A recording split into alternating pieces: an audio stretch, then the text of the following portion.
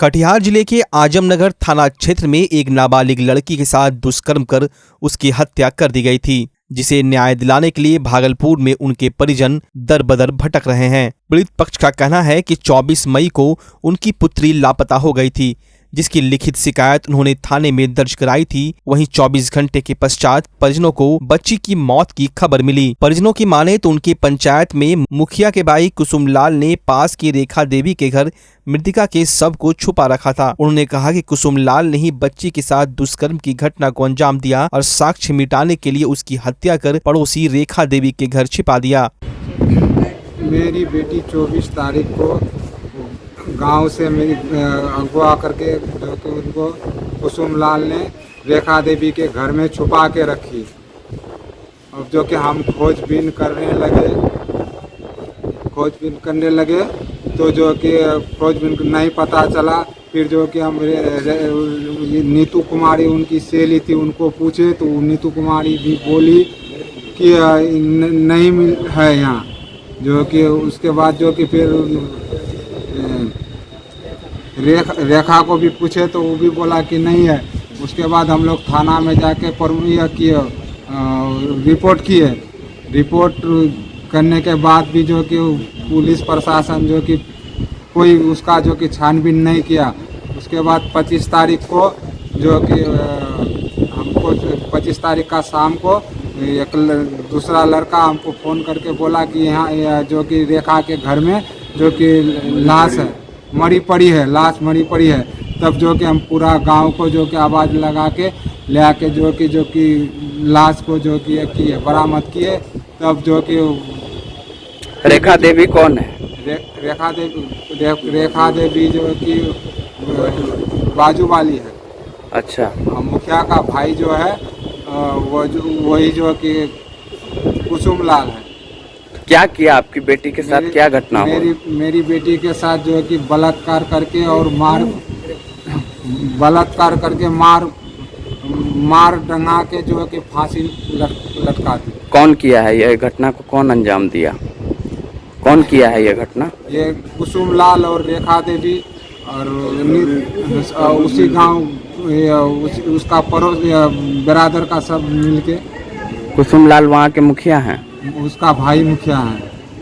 उसके बाद क्या आप लोगों के साथ क्या हुआ? आप लोगों के ऊपर किस तरह का दबाव बनाया गया? हम लोग को जो कि अब जो कि लोग जो कि कोई असर नहीं करता है। कहीं भी जाते हैं कोई सुनवाई नहीं। वहाँ जो कि मुखिया का भाई है। हम लोग जनता गरीब आदमी है। मामले को दबाने की भी कोशिश मामले को दबाने का कोशिश कर रहा है वो, जो कि कोई सुनवाई कोई कहीं तो यहाँ भागलपुर आया। तब जो कि हम लोग जो कि प्रदूषण किए सालमारी में, तब जो कि वहाँ से हम लोग मांग किए तो हमको भागल सही इसके लिए जानकारी के लिए जो कि हमको सही रिपोर्ट के लिए हमको जो कि भागलपुर जो कि ये किया। परिजनों का यह भी कहना है कि स्थानीय पुलिस को मामले की जानकारी होने के बावजूद उन पर कार्रवाई नहीं की जा रही है, जबकि कटिहार पोस्टमार्टम में भी आरोपी पक्ष ने रिश्वत देकर साक्ष्य मिटाया है। वहीं कटिहार जिले में पोस्टमार्टम रिपोर्ट से असंतुष्ट होकर पीड़ित परिजन भागलपुर पहुंचे और मृतिका के क्षत विक्षत शव को दोबारा पोस्टमार्टम कराने पहुंचे। परिजनों ने कहा कि वे लोग पिछले 4 दिन से न्याय के लिए भटक रहे हैं, जबकि मामले में संलिप्त आरोपियों की गिरफ्तारी नहीं हुई है। पीड़ित परिवार ने सरकार से मुआवजे की मांग कर दोषियों पर कड़ी कार्रवाई की मांग की है। कांग्रेस की तरफ से आए हैं कि कटिहार में जो हुआ है, पहले ये इसका पोस्टमार्टम, ये परिवार के लोगों को उस पर भरोसा नहीं है, क्योंकि वहाँ राजनीतिक दबाव के कारण वो उसका जो पोस्टमार्टम हुआ है उसमें इन लोगों को भरोसा नहीं है। इन लोगों ने मांग की थी, वहाँ की जनता ने आंदोलन करते हुए ये मांग की थी कि इसका पोस्टमार्टम दोबारा भागलपुर में कराया जाए। तो पूरी बॉडी लेके हम लोग यहाँ पर जो है ये लोग आए हैं। हम लोग कांग्रेस पार्टी की तरफ से यहाँ खड़े हैं कि उसके साथ कहीं पर भी नाइंसाफ़ी न हो, उसको न्याय मिले। देखिए कटिहार में तो राजनीतिक दबाव है, ये साफ दिखता है कि उसका रेप हुआ है, लेकिन पोस्टमार्टम रिपोर्ट में रेप नहीं दिखाया गया है। आखिर कौन लोग हैं वो लोग? ये राजनीतिक कुछ दबाव है और वहाँ के लोग जो कुछ लोकल जो मुखिया हैं और उन्हीं का राजनीतिक दबाव है। नौगछिया के बेपुर स्थित झंडापुर ओपी क्षेत्र में अमन झा और उसके 2 सहयोगियों ने एक नाबालिग के साथ दुष्कर्म की घटना को अंजाम दिया था। जिसका विरोध करने पर अपराधियों ने पीड़ित पक्ष पर कुल्हाड़ी और चाकू से उसकी हत्या कर दी थी। वहीं इस मामले पर भागलपुर के व्यवहार न्यायालय स्थित 10 कोर्ट भवन में शनिवार को विशेष पॉक्सो के एडीजी 7 MP सिंह की अदालत ने तिहरे हत्याकांड और नाबालिग के साथ दुष्कर्म मामले को लेकर आरोपी अमन झा को ताउम्र कारावास की सजा सुनाई। वहीं पूरे मामले को लेकर स्पेशल पॉक्सो के दोनों विशेष लोक अभियोजकों ने बताया कि इस मामले में दुष्कर्म व हत्या करने के जुर्म में कई धाराओं के तहत आरोपी को दोषी करार दिया गया, जिसमें कुल 13 गवाहों की प्रस्तुति हुई और आरोपी अमन झा को ताउम्र यानी जीवित रहने तक कारावास की सजा सुनाई गई। उन्होंने कहा कि विशेष न्यायाधीश ने अपने निर्णय में पीड़िता के परिजन को 20 लाख रुपए सहायता कोष से देने का निर्देश दिया है। साथ ही पीड़िता के जिंदा बचे 2 भाइयों को भी 10-10 लाख देने की बात कही। बता दें, तेहरा कांड के 4 अभियुक्तों में शामिल बाले उर्फ बलराम राय, मोहन सिंह, मोहम्मद महबूबा उर्फ महबूब, कन्हैया झा उर्फ रोहित को पॉक्सो की विशेष अदालत ने 20 नवंबर 2019 को उम्र कैद की सजा सुनाई थी। साथ ही अभियुक्तों को 50,000 रुपये अर्थदंड देने का भी निर्णय सुनाया था। इस केस में मुद्दालय को जीवन के अंतिम सांस तक, जब तक वो जीवित रहेगा, वो सजा काटेगा। इसकी जो मृत्यु होगी तो डेड बॉडी ही बाहर निकलेगा। दूसरा, इस कारण क्या हुआ घटना का कारण यही था कि विक्टिम जो लड़की थी नाबालिग, वो चापाकल पर अपने घर के बाहर स्नान कर रही थी। ये लोग मुद्दालय सब जो है उसको देख रहा था, तो वो मना की, नहीं माना तो वो जाके अपने गार्जियन को बोली कि ऐसा ऐसा बात है। उसके पिता आके इसको मना किए, उसी में वो धमकी दिया, साले सबको हम कुटिया के रख देंगे। और उसके बाद ये लोग ये घटना किया बेरहमी से। पीड़ित पक्ष द्वारा विरोध जताने पर उनके परिवार वालों की हत्या की गई और उसके बाद घटना को अंजाम दिया गया।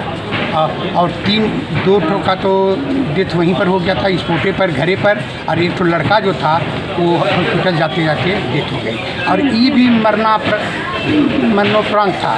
क्या नाम कहता है, लड़की भी जो थी उस समझिए मर गई थी, लेकिन ऊपर वाले की कृपा से बच गई पटना में जाके।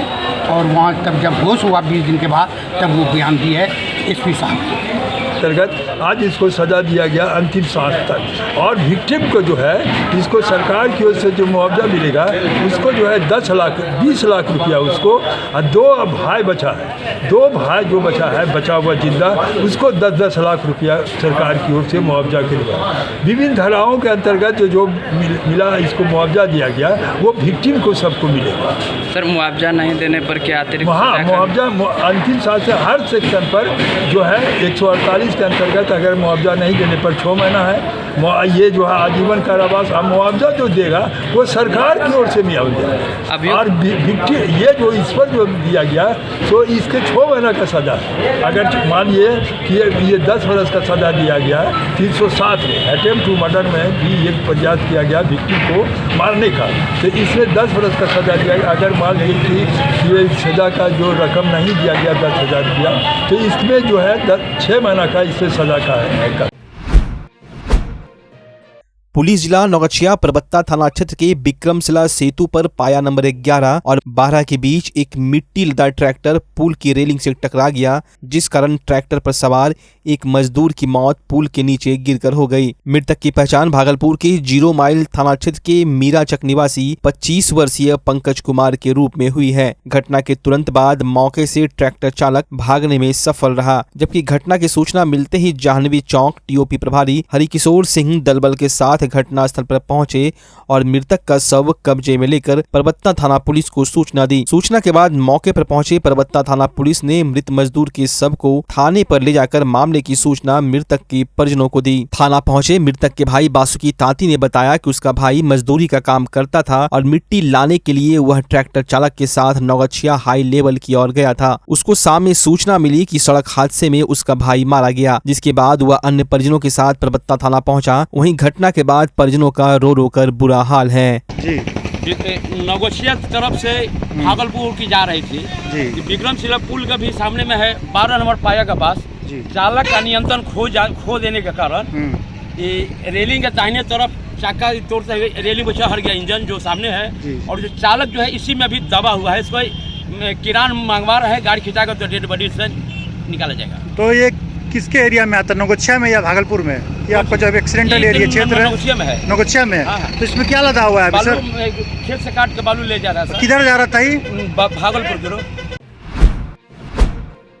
भागलपुर के नौगछिया थाना क्षेत्र के बीसू राउत ओवरब्रिज के पास मधेपुरा जिले के चौसा थाना क्षेत्र के सोहरा टोला निवासी व्यवसायी पिंटू कुमार पासवान से 2 बाइक पर सवार 4 अपराधियों ने 1,30,000 रुपये नगद लूट ली। घटना के तुरंत बाद पीड़ित व्यवसायी ने मामले की सूचना नौगछिया पुलिस को दी। वहीं मौके पर पहुंची नौगछिया पुलिस ने पीड़ित से घटना की जानकारी ली और पुष्टि के लिए व्यवसायी को बैंक ले जाकर भी पूछताछ किया। पीड़ित व्यवसायी ने बताया कि मक्का बिक्री करने के बाद उसके खाते में रकम आ गया था। वो नौगछिया HDFC बैंक से कुल 1,30,000 रुपये की निकासी कर अपने घर के लिए मोटरसाइकिल से रवाना हुआ था। बाबा बिसू राउत ओवरब्रिज के पास 2 पल्सर बाइक से 4 अपराधियों ने उसे ओवरटेक किया और नजदीक आकर उसका बैग छीन लिया। पीड़ित व्यवसायी ने कहा कि सभी युवक हेलमेट और मास्क पहने थे। घटना के बाद सभी मधेपुरा की ओर भाग गए। पीड़ित ने बताया कि कुल 1,30,000 रुपये थे। देर रात नौगछिया थाने में मामले की प्राथमिकी दर्ज कर नौगछिया के SDPO दिलीप कुमार के नेतृत्व में पुलिस की अलग अलग टीमें अपराधियों के संभावित ठिकाने पर छापेमारी कर रही है। मालूम हो कि महज 12 दिनों के अंदर यह लूट की दूसरी घटना है। 15 मई को बाबा बिसू राउत ओवरब्रिज के पास ही अपराधियों ने CSP संचालक से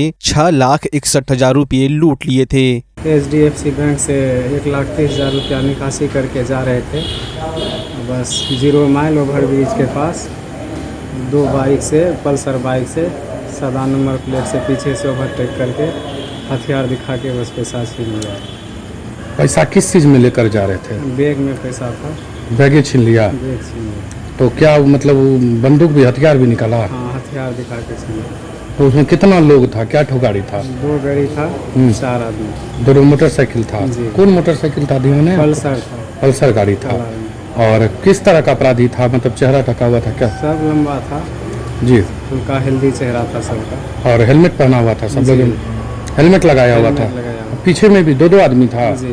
पीछे वाला आदमी क्या? गमछा से मुंह ढका हुआ था। गमछा ढका हुआ। क्या बजे घटना है? 4 बजे के लमसम। 4 बजे। बैंक से आप क्या बजे निकले थे? 3 साढ़े 3 बजे। तो उसके बाद मारा पीटा भी आपको? जी नहीं, मारा तो नहीं, बैग छीना और बस चला गया। फिर आप क्या किए वहाँ से? वहाँ 5 मिनट रुके। उसके बाद फिर हम यहाँ नगछिया थाना आए। ठीक है। बैंक भी गए? जी सर, बैंक बराबर के साथ में बैंक भी गए। तो मतलब किस तरह का नोट था आपके पास, याद है? 1,30,000 में कौन कौन बंडल था? 500 रुपया का था और 5 रुपया वाला था। 5 रुपये वाला भी था? 5 रुपये वाला भी था जी। तो कहाँ से मतलब पैसा आया था, कौन सा पैसा था आपका? मकई वाला पैसा था। मकई वाला? कहाँ बेचे थे मकई? कुर्सेला में। तो मतलब व्यापारी करते हैं कि अपना मकई खेत वाला बेचे? व्यापारी करते हैं। व्यापारी करते हैं। तो कहाँ से मकई लेकर बेचे थे? जो अपना चौसा से लेकर कुर्सेला गए थे। अच्छा, वहाँ बेचने के लिए? कितना मकई बेचे थे आप, अंदाजा? अंदाजा तो लमसम 8-10 गाड़ी ले। 8-10 गाड़ी का था। पैसा किसका था, आपका अपना था कि ग्राहक सबको देना था? ग्राहक सबको देना था। नाम आपका? पिंटू कुमार पासवान। घर? चौसा सोहरा टोला। पिता का नाम? कुमोद पासवान। भागलपुर के जिला स्कूल प्रसाद में बाल संसद सह सामाजिक नैतिक संकल्प अभियान कार्यक्रम का आयोजन किया गया। कार्यक्रम का उद्घाटन बिहार विधानसभा अध्यक्ष विजय सिन्हा सहित कई विधायकों ने संयुक्त रूप से दीप जलाकर किया। प्रसाद में संसदीय प्रणाली और सदन की कार्रवाई को समझाया गया। बच्चे मंत्री, सांसद व विपक्ष की भूमिका में थे। विपक्ष की भूमिका निभा रहे जनप्रतिनिधियों ने पक्ष के जनप्रतिनिधियों से समस्याओं पर सवाल किया, जिसके बाद उन्हें पक्ष के जनप्रतिनिधियों द्वारा जवाब दिया गया। विधानसभा अध्यक्ष विजय सिन्हा और विधायकों से भी छात्र छात्राओं ने समस्या पर सवाल किया। इस दौरान छात्र छात्राओं को नशा मुक्ति, दहेज प्रथा पर रोक, बाल विवाह पर रोक को लेकर संकल्प दिलाया गया। वहीं बाल संसद में भाग लेने वाले छात्र छात्राओं को प्रशस्ति पत्र देकर सम्मानित किया गया। विधानसभा अध्यक्ष ने कहा कि जब विधानसभा की पुनः कार्रवाई शुरू होगी तो जो छात्र छात्राएं बाल संसद में आज शामिल हुए हैं वो बिहार विधानसभा में मुख्य अतिथि के रूप में आमंत्रित हैं। उन्हें जिला प्रशासन वहां लाने की व्यवस्था करेंगे ताकि बच्चे सामने से भी विधानसभा की कार्रवाई को देख सके। साथ ही उन्होंने कहा कि ऐसे बच्चे जिनके माता पिता नहीं हैं, उनके क्षेत्र के विधायक उनकी देखरेख करें। विधानसभा के अंदर करते हैं और हमारे विधायक किसी विधायकी कार्य में हो, जनता के विश्वास को जीत कर आते हैं, जनता के विश्वास पर खरा उतरे और जन समस्याओं के प्रति सजगता के साथ समाज सुधार के लिए भी सजग हों। बाल युवा सांसद के माध्यम से और सामाजिक नैतिक संकल्प के माध्यम से हमारे सभी माननीय विधायक अपने भावी पीढ़ी को, जो हमारे बच्चे हैं, उनके बीच एक जागरूकता अभियान चलाने के लिए इसके माध्यम से हम लोग हर जिले के अंदर जा रहे हैं। वे सभी माननीय विधायक अपने विधानसभा में, अपने सभी विद्यालय के अंदर सामाजिक बौद्धिक बुद्धिजीवी कार्यकर्ताओं के माध्यम से इस अभियान को आगे बढ़ाना है। और हम लोगों का संकल्प है एक नए राष्ट्र के रूप में विश्व के अंदर भारत को, बिहार को संभालना। सर, इस जो अभिभावक विहीन बच्चे हैं, उस बच्चे को सामाजिक योद्धा जो हमारे जनप्रतिनिधि हैं, विधानसभा के हों या पंचायत के हों या सामाजिक कार्यकर्ता है या पदाधिकारी है, उसके अभिभावक बन जाएंगे तो उस बच्चे की ज़िंदगी में हम रोशनी ला देंगे और सामाजिक तत्व के हाथ में हो जा सकेगा। ये हमारा जिम्मेवारी भी है और उसको सामाजिक योद्धा के रूप में आगे बढ़ाना मेरा कर्तव्य भी है। भागलपुर के नौगछिया के इस्माइलपुर समेत दर्जनों गांव के लोग बाढ़ का दंश झेलते हैं। इससे निजात दिलाने के लिए पिछले वर्ष से जाह्नवी चौक से इस्माइलपुर तक 55 करोड़ की लागत से 10 किलोमीटर तक रिंग बांध का निर्माण कराया जा रहा है। पिछले वर्ष मार्च में इसे पूरा करने का डेडलाइन था, लेकिन बाढ़ के कारण काम प्रभावित हुआ। इसके बाद बांध का निर्माण नहीं हो सका। इस वर्ष 15 जून तक काम पूरा करने का डेडलाइन दिया गया है। नौगछिया इस्माइलपुर बांध का जो है वो 15 जून तक कंप्लीट हो जाएगा। उसमें जो अर्थ वर्क है वो सारा कंप्लीट हो गया है। जो एंटी फ्लड स्लुइस गेट होता है उसमें भी सिविल स्ट्रक्चर का काम पूरा कर लिया गया। मैकेनिकल जो काम करना होता है स्लुइस गेट को चलाने के लिए, वो काम भी लोगों ने शुरू किया है। जो मेरा पिछला निरीक्षण हुआ था उसमें कार्यपालक अभियंता ने बताया था कि वो लोग इमीडिएट स्टार्ट करेंगे और पूरी उम्मीद है कि जून 15 तक जो है ये सारा काम कंप्लीट हो जाएगा।